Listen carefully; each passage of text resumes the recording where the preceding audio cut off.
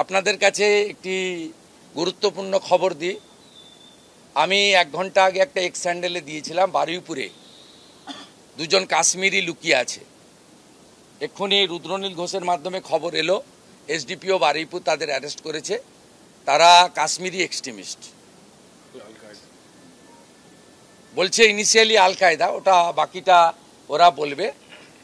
দেখুন, আমি আপনাদের ওয়াচ ডগের কাজ করছি।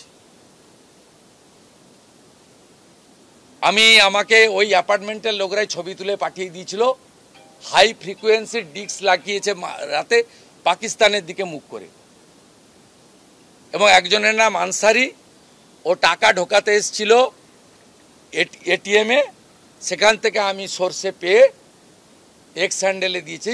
আপনারা সবাই বারুইপুর রাস করে যান আপনাদের অফিসের পারমিশন নিয়ে। নিশ্চিতভাবে সেনার ভূমিকা ছিল, সেনার ভূমিকা থাকা উচিত।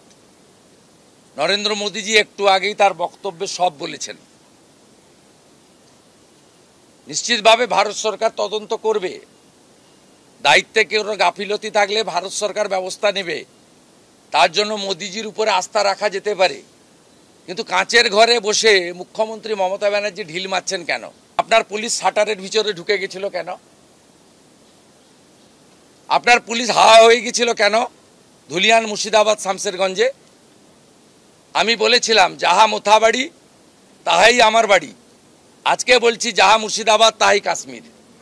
মহিলাদের ছেড়ে দিয়েছে যাতে ফিরে এসে পাড়াতে, এলাকাতে, ওয়ার্ডে, নগরে, শহরে বলতে পারে যে হিন্দু পরিচয় দেখে খুন করেছে, যাতে বাঙালি যারা টুরিস্ট প্রিয় বাঙালি, ট্যুরিজম প্রিয় বাঙালি, তারা বেড়াতে গিয়ে এবারে হিন্দু পরিচয় দেবে না। শুভেন্দুদা, পেহেলগাঁওয়ের ঘটনায় পাক প্রতিরক্ষা মন্ত্রী খাজা আসিফ উনি বাংলার ভারতের সেনা নিয়ে প্রশ্ন তুলছেন, তো এখানেই একটা বিষয় গুড়িয়ে দেওয়া উচিত ওর মাথা। পাক প্রতিরক্ষা মন্ত্রী ওর মাথাটা গুড়িয়ে দেওয়া উচিত। ইসরায়েল বাপ কা বেটা। নরেন্দ্র মোদী জিন্দাবাদ, নেতানিয়াহু জিন্দাবাদ। গাজাকে একদম মাটিতে মিশিয়ে দিয়েছে না, কিচ্ছু নেই, ঘাস ছাড়া কিচ্ছু নেই। এটাও একদম একদম লেবেল করে দেওয়া উচিত, একদম লেবেল করে দেওয়া উচিত। ও মোদিজি একটু আগে বলেছেন, এক্সটার্নাল অ্যাফেয়ার্সে আমাদের বলা উচিত না। আর prime minister already said in front of media. Our Prime Minister is strongest Prime Minister, able Prime Minister, and very popular world leader. Trust Narendra Modi, trust Government of India. Narendra Modi will do the appropriate action within short period. শামসেরগঞ্জে এবং ধুলিয়ানে দাঙ্গা লাগানোর পরে ফরাক্কার একজন ঠিকাদার নাম বরকত আলী, তিনি bridge and roof কোম্পানির ঠিকাদার, আসামের নুমালীগড় রিফাইনারি, সেখানে এই দাঙ্গাবাজ 70 জনকে নিয়ে পালিয়েছেন এবং ওখানে আনস্কিল্ড জবে আমরা শুনেছি কাজ দেওয়ার চেষ্টা করছেন বা দিয়েছেন। আসামের সম্মানীয় মুখ্যমন্ত্রী হেমন্ত বিশ্ব শর্মাকে আমরা জানিয়েছি, Numaligarh refinery Assam bridge and roof কোম্পানির ঠিকাদার নাম বরকত আলী ফরাক্কা, তিনি দাঙ্গাবাজ জিহাদিদেরকে আসামে নিয়ে গেছেন। আসাম পুলিশ যেন অবিলম্বে ব্যবস্থা গ্রহণ করেন, এবং আসাম পুলিশকে আমরা তালিকাও পাঠাচ্ছি। দ্বিতীয়ত, 9232175388 নম্বর, আমি বাধ্য হচ্ছি নম্বরটা ডিসক্লোজ করতে। 9232175388 এই নম্বর থেকে ধুলিয়ান শামসেরগঞ্জে একটা পোস্ট করা হয়েছে এলাকার সমস্ত শান্তিপ্রিয় মানুষের কাছে বিশেষ আবেদন, চুন্নুর অ্যাকোয়া অ্যাক্টিভ এবং এসএমআর কাফে, মোহনের কাপড়ের দোকান, জৈন মেডিকেলকে বর্জন করুন। কোনো জিনিস কিনবেন না। যারা দাঙ্গা করে, তলে তলে মুসলিমদের বিরুদ্ধে চক্রান্ত করে, তাদের উচিত শিক্ষা দিন। আপনারা 20 জনকে মেসেজটি শেয়ার করুন। তার মানে এরা হিন্দু এবং জৈন, যেহেতু ওখানে 20%-এর নিচে হিন্দু জনসংখ্যা ইনক্লুডিং জৈন, তাদের কাছ থেকে জিনিসপত্র না কেনার প্রচার করছেন। আমি ফারাক্কা, শামশেরগঞ্জ, ধুলিয়ান, জঙ্গিপুরের কোটিপতি বিড়ির মালিকদেরকে অনুরোধ করছি, বিশেষ করে পতাকা বিড়ির মুস্তাক সাহেব সহ অন্যদের, এই জিনিস যদি বন্ধ না করেন, আপনারাও দিল্লি, উত্তরপ্রদেশ, হরিয়ানা সহ যেখানে বিড়ি সরবরাহ করেন সেখানে কিন্তু প্রতিক্রিয়া হবে। নিউটন বলে গেছেন, প্রত্যেক ক্রিয়ার সমান এবং বিপরীত ধর্মী প্রতিক্রিয়া আছে। এই জিনিস আপনারা বন্ধ করবেন, এটা আশা করি।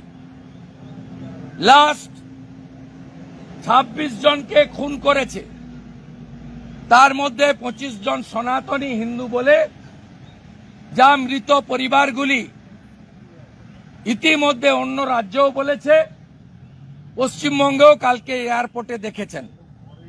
আমরা ভারতীয় জনতা পার্টির যে কয়েকজন এমএলএ স্ট্যান্ডিং কমিটির মিটিংয়ে সই করতে এসেছিলেন, আমরা 10-12 জন মিলে অত্যাচারী জঙ্গিদের আঁতুড় ঘর, জঙ্গিদের অস্ত্র অর্থ তুলে দেওয়া, পাকিস্তানের 26টা পতাকা এখানে শান্তিপূর্ণভাবে পুড়িয়ে আমরা ভারত মাতাকে বন্দন করলাম, সনাতনীদেরকে, অমর শহীদদের শ্রদ্ধা জানালাম। এবং ইসরায়েল যেমন গাজাকে ধ্বংস করেছে, পাকিস্তানের ধ্বংস প্রার্থনা করলাম। আপনাদের কিছু আছে? দাদা, তৃণমূল কংগ্রেস কি এই ইস্যুতে পথে নামতে পারে? আপনি কি মনে করেন? তৃণমূল কংগ্রেস তো সব ইস্যুতে রাস্তায় দেখা যায়। তৃণমূল কংগ্রেস তো কাল আরামবাগে অমিত শাহজির কুশপুতল পুড়িয়েছে। তারা সার্বিকভাবে প্রধানমন্ত্রী এবং স্বরাষ্ট্রমন্ত্রী পদত্যাগের দাবি তুলেছে। তৃণমূল সে রাজনৈতিকভাবে উনারা তুলতে পারেন, কিন্তু এই হত্যালীলা মুর্শিদাবাদ বলুন আর কাশ্মীরের পহলগাঁও বলুন, দুটোতেই কিন্তু আপনারা দেখেছেন হিন্দু নিধন হয়েছে। এবং এই হিন্দু নিধন হয়েছে তার কারণ তৃণমূলের মতো কিছু ভণ্ড সেকুলারিজমের নামে তারা এই জঙ্গি, জিহাদি, ইসলামী সন্ত্রাসবাদ তাদেরকে মদত করছে। তৃণমূল কংগ্রেস আজ বিকেলে তারা মিছিল করছেন উত্তর কলকাতাতে। আপনাদের এই যে বিভৎস ঘটনা, যেটা নারকীয় ঘটনা কাশ্মীরে ঘটেছে, আপনারাও তো পথে নামবেন? আমি তো পথে নেমেই আছি। কালকে মৌলালি থেকে শিয়ালদা তো আমি মিছিল করেছি, সবাই করছে, আমি একা কেন, ওটা ভারত করছে। একটু আগেই বিজেপির এমএলএরা 26টা পাকিস্তানের পতাকা পুড়িয়েছে। এই পরিবারগুলোর পাশে কিভাবে থাকবেন? এর জন্য ভারত সরকার আছে, তারা করছেন। আমরা আমাদের পক্ষ থেকেও যা করার করছি। তারা যে ধরনের সহযোগিতা চাইবেন সেই ধরনের সহযোগিতা অন্তত আমরা বাংলার 3টি শহীদ পরিবারকে করব।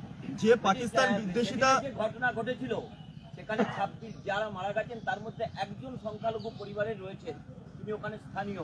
তিনি কিন্তু বিষয়টি প্রতিবাদ করেছিলেন। দেখা গেল যে ধর্মের মানুষকে দেখে খুন করা হলো, সেখানে একজন অন্তত প্রতিবাদীকে দেখা গেল, কি বলবেন? এটা অত্যন্ত ভালো দিক যে তাকে কাফের বলে চিহ্নিত করে খুন করেছে। মানে খুন করাটা ভালো দিক নয়, প্রতিবাদটা আদিল সাহেব ভালো দিক।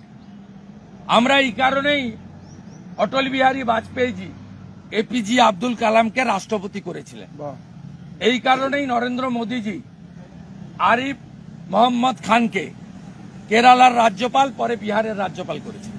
বলছি যে ঘটনা ঘটেছে একটা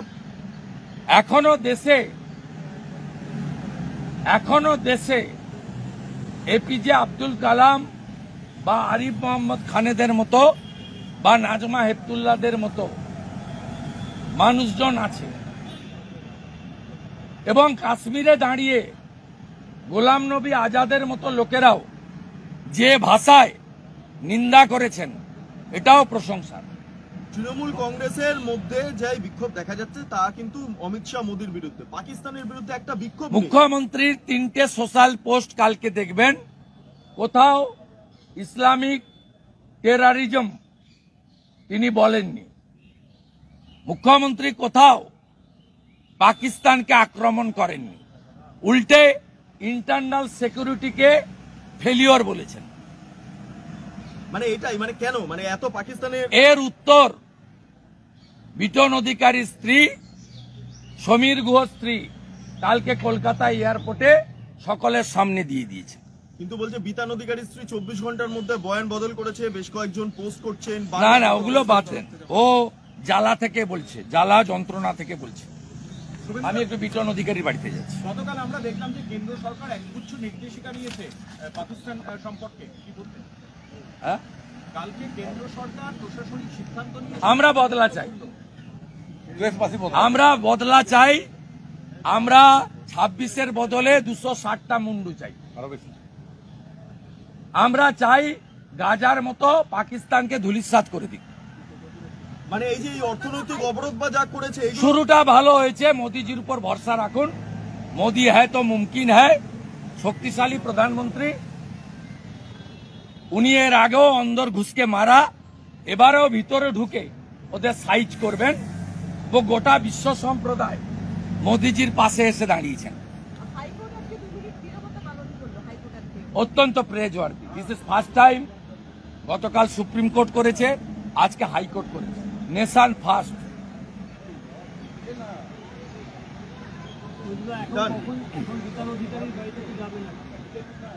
ওনার স্ত্রী আমার সঙ্গে টাচে ছিলেন, আছেন।